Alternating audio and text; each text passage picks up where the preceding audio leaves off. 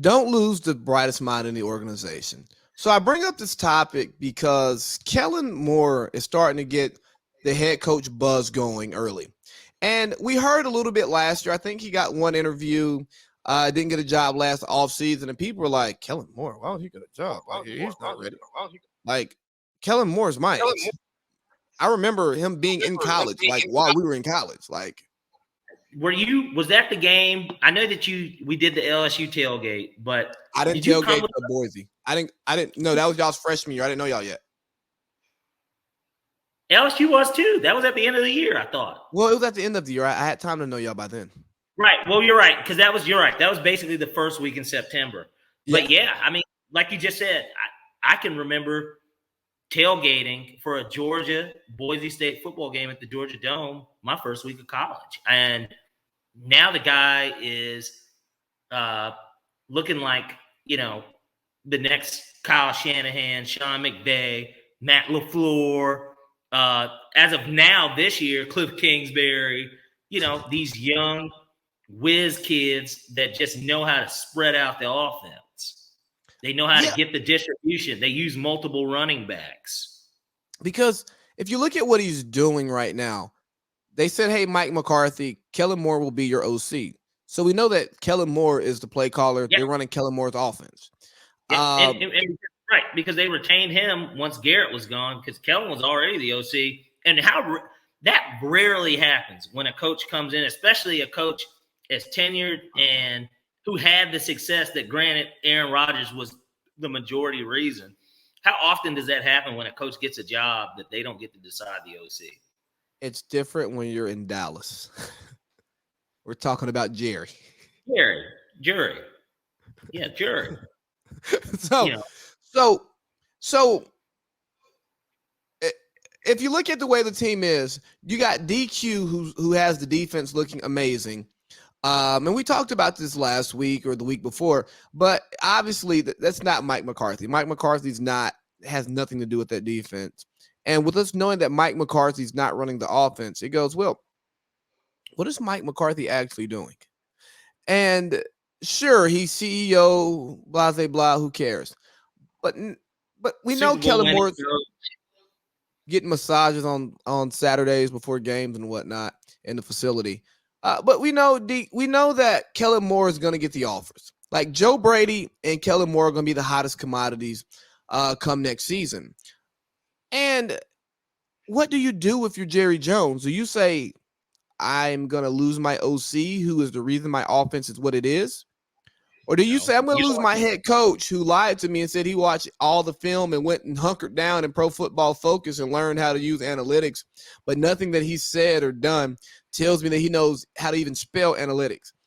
So I go, don't do what the Falcons did, even though we made it to the Super Bowl, and no shot at you, DQ. I would rather have Kyle Shanahan as our head coach right now than Arthur Smith. Don't be like the Washington football team who had McVay, Shanahan in the building, and then you had to go Jay Gruden. And you know who else was in the building that nobody talks about? Who? LaFleur. Oh, LaFleur, and we had him in the building too. I know, but he was in that Washington building as well. And and I'll never forgive the Falcons or Dan Quinn for this. LaFleur was the quarterback coach. You go to the Super Bowl. You're going to lose Shanahan. All right, you lose Shanahan. Why wouldn't we just give that man the OC job? Why would you let him get an OC job with the top? You didn't have an OC. You lost your OC. We got Sark. This guy knows the offense. He's been under the same tutelage of Mike Shanahan as Gary Kubiak, all these guys. He's been there too. He knows the offense, but instead you hire Sark. Tell him to learn the offense. Yeah, you're right. You don't even let Sark do his offense. He said, no. Arthur and Dan were like, all right, so we're going to run this. We got the playbook right here. You need to learn it. Matt and them aren't going to change it. We're going to keep it. Don't mess with the good thing. If the chicken is fried in that grease, we don't need to just check the temperature. We know when it's going to be done. You just learn how to know when it's done. We know what temperature to set it at. We know what type of chicken. We know how to batter it. All we're asking you to do is to do the same thing. We've got the cookbook. Fuck Hey, your look. recipe. Even though the reason you got this job is because of what you're supposed to have been known for beforehand. Right. You're like a top-notch chef in Asian cuisine, but we want you to do soul food. Yeah. We have a chef who shows great, who's came up through the system. He's a great soul food. He's a good soul food cook. We don't know how great he is because we haven't seen him on the big stage yet. We have him in-house. Hey, LaFuck, get out of here. Yeah. It never made sense to me. I blame Rich McKay for everything.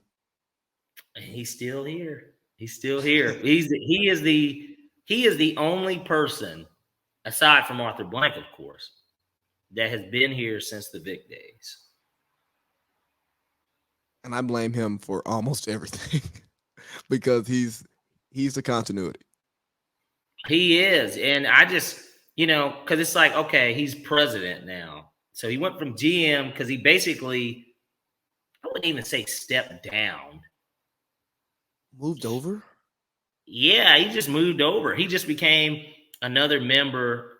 He's like a board of directors. You made him a board of directors because that's essentially his role. He's Arthur's advisor.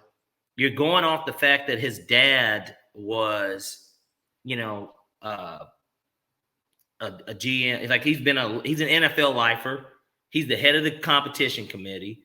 He has the tapes. And he still makes like a lot of the decisions. Like I feel like he hired Dimitroff and Smith, and then also decided to keep Dimitroff and hire Quinn, and then now parted ways with them and headed the search for Fontenot. Smith and Fontenot. Right.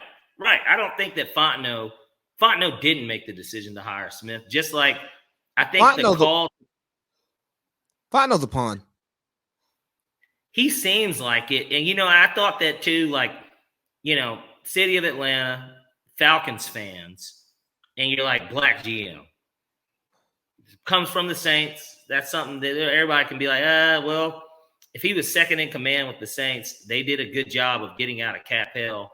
You know what I mean? For those years that they were going, just like the Falcons had gone, 8-8, 7-9, like, and then we went 4-12 that last year, but how we were basically a middle of the pack team for the most part.